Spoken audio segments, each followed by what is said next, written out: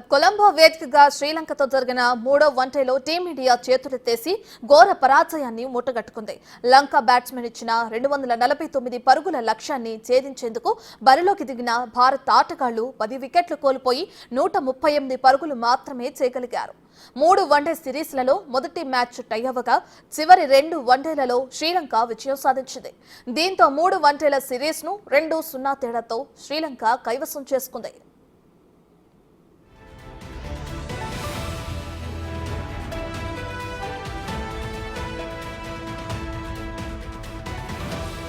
Toss గెలిచి మొదట batting చేసిన శ్రీలంక ఆటగాళ్లు నిర్ణీత 50 ఓవర్లలో 7 వికెట్లు కోల్పోయి 248 పరుగులు చేశారు.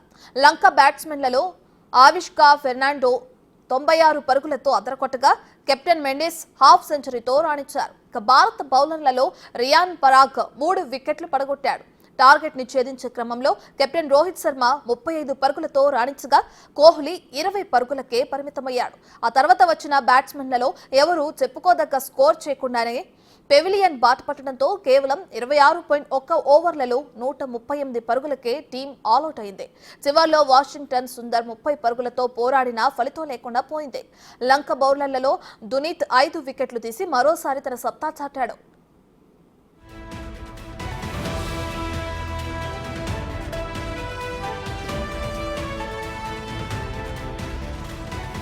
అలాగే ఈ విక్టరీతో 27 ఏళ్ల రికార్డును లంకేయులు బద్దలు కొట్టారు. భారత్ చివరిగా 1977లో శ్రీలంకతో వన్డే సిరీస్ ను ఓడిపోగా అప్పటి నుంచి ఆడిన 11 వన్డే సిరీస్లలోనూ విజయం సాధించింది.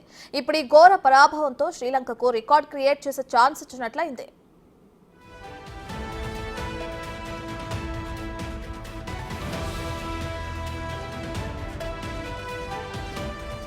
వన్డే సిరీస్ కంటే ముందు విరాట్, రోహిత్ లాంటి సీనియర్ ప్లేయర్లు లేకున్నా భారత జట్టు టీ20 సిరీస్ ను 3-0తో కైవసం చేసుకుంది.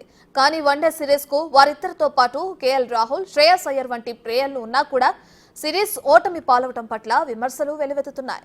మరో 6 నెలల్లో ఛాంపియన్స్ ట్రోఫీ జరగనున్న తరుణంలో ప్లేయర్లు ఈ స్థాయిలో నిరాశపరచడం పట్ల భారత అభిమానులు నిరాశ వ్యక్తం చేస్తున్నారు.